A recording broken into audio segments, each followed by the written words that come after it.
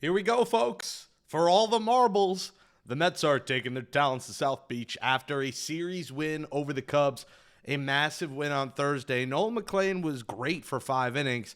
The sixth, he kind of imploded, but luckily the Mets offense dropped in 8 runs, giving him tons of support in an 8-5 win. A career-high 11 strikeouts for McLean. Suzuki got the best of him with 2 homers. But in the end, the Mets bullpen gets the job done. Edwin Diaz says, no, no, no, to PCA, Pete Crow Armstrong, as the Mets get a much-needed win. Now, the Reds won barely as Noel V. Marte robbed the home run of Brian Reynolds at the wall. That would have tied the game. But the Diamondbacks lost. So the Reds are 1 back. Diamondbacks are 2 back. We'll go through the playoff scenarios in a second. But here we go. We remember 07. We remember 08. It's a long time ago, but, we never really got our revenge against the Marlins on the final weekend of the season to get us in the playoffs. It'd be nice to go down to Miami, where there'll be probably more Mets fans than Marlins fans, and go down to their home and clinch. They came to our home and knocked us out of the playoffs in back-to-back years in 07, 08. That still leaves a sour taste in my mouth. I'd like to go down there and get a playoff spot, and the Mets will have an opportunity to do that this weekend. And the Marlins eliminated on Thursday. And a lot of people are arguing me on Twitter. I said, it helps slightly. They're saying this is their World Series. Listen, I'm not saying the Marlins are not going to play hard and, try to knock the Mets out. But the reality is, especially if the last game does matter, I think the Marlins are still going to be playing everyone, trying to get everyone involved in the final weekend now that they're out of it. The pressure is off. Yes, they'll be playing loose. But, the pressure was kind of on the last couple of weeks, and they were playing great. So I don't really think that matters. But I do think there is a difference between a team that's in it and a team that's eliminated when it comes down to the final game, when usually, it's like the last game of NBA regular season. If you're either out or clinch a spot, you want to get the whole roster involved. So I do think you might see that this weekend. But the Marlins are going with their heavy hitters. Sandy Alcantara has a sub-3 career ERA against the Mets. Yuri Perez. And then Sunday, the guy the Mets did not trade for, that was a rumor, Edward Cabrera, going. So they got their 3 head of horses going. The Mets, they got Brandon Sproat and a TBD. It's not the greatest situation here going into Miami, where tomorrow I'd expect it's probably Holmes and Manaea piggyback again. And then Sunday, I think it depends if the game matters or not. If the game matters, it's probably all hands on deck, but Peterson probably for the first couple innings, which, makes me a little wheezy.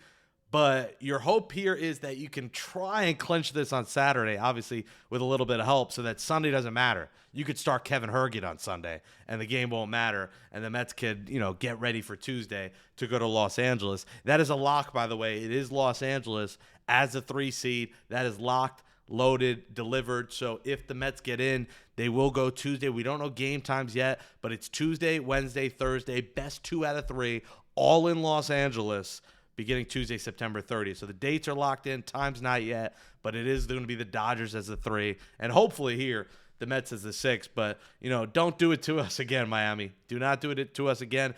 And, the Mets haven't played the greatest baseball, but they're in prime position here to make the playoffs. And as we lay out this wild card situation here, 3 games left. We're watching the scores of the Diamondbacks. We're watching the scores of the Reds.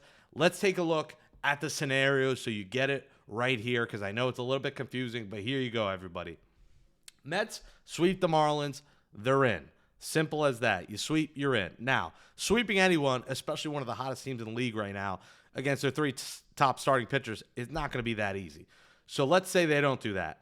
If the Mets win 2 out of 3, that eliminates the Diamondbacks, and the Reds would need to lose 1 time to the Brewers this weekend in Milwaukee.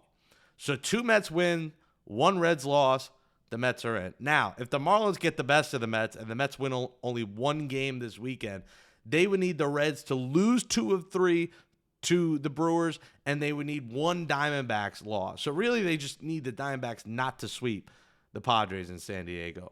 And then the worst case, and let's pray this doesn't happen, the Marlins sweep the Mets. The Mets would then need 3 Reds losses. They would need the Brewers to sweep, plus 2 Diamondbacks losses. So at the very least, the Mets have to win 1 and then get help. But I think they can get that win 2 of 3 scenario and get 1 Reds loss to get in. I think they can make that happen. But the win Thursday solidified this scenario here. And there at the bottom, The Brewers are still trying to clinch that 1 seed over the Phillies. So, if they care about that, and I imagine they will, they'll be playing for something. If the Phillies sweep, they play Minnesota, and the Brewers get swept, the Phillies will be the 1 seed, the Brewers will be the 2 seed, meaning the Phillies will have home field throughout the playoffs. You also have the potential best record in baseball on the line, the Blue Jays and Yankees with 91 wins. The Brewers are at 96 right now, so Brewers should get the best record, as I said, unless the Phillies top them. And then the Padres, they are 2 back of the Cubs. The Padres face the Diamondbacks, obviously, and the Cardinals face the Cubs. That's beginning right now as we record this at 2 p.m. Eastern on Friday. So the Padres are still going for home field. They would get home field in the first round next week, best 2 out of 3 against the Cubs. So they are also playing for something. So that's good. The Brewers, Padres still playing for something. I can't imagine they're going to just be playing backups all weekend. And then, the Brewers also would have 5 days off. They won't play again until Saturday. So I can't imagine they're going to be full-blown resting because they're about to get 5 days of rest. So those are your scenarios, folks. Buckle up. It's very stressful. You saw scenarios. The Mets, the easiest way in for them, just take care of business. Sweep the Marlins. But I do think 2 of 3 and 1 Reds loss is definitely possible. But we'll see here. We will see. It's not going to be easy. The matchups for the weekend, Friday, it's going to be Littell versus Priester in the Brewers-Reds game. On Saturday, it's going to be Abbott versus TBD. And then on Sunday, it's going to be, for the Reds, Singer versus TBD. So they got a couple of good starters going. Remember, Sunday they do this. All games are at 3 o'clock, either 3:05, 3:07, 3:10, 3:15, 3:20. All games are between 3:05 and 3:20 on Sunday, so they don't want anyone with a competitive advantage. They're all going to finish around the same time on Sunday. Tonight, it's 7:10 for the Mets in Miami, Alcantara versus Sproat. Tomorrow will be 4:10, and then Sunday, like we just said, it'll be a 3:10 start, TBD versus Cabrera. You're watching Mets Daily. I'm your host, Jake Brown. Smash that thumbs up on this video. Let us know in the comments. Are we getting in this weekend? Are we talking about the Dodgers playoff matchup when we resume on Monday? We'll probably hop on here and do an emergency show on Sunday. If they clinch Sunday, whatever happens Sunday, we'll try and record immediately Sunday night after the game. But buckle up, guys. Let us know. At Jake Brown Live is where you find me. I've been live for all these games on TikTok, so make sure you check out my TikTok.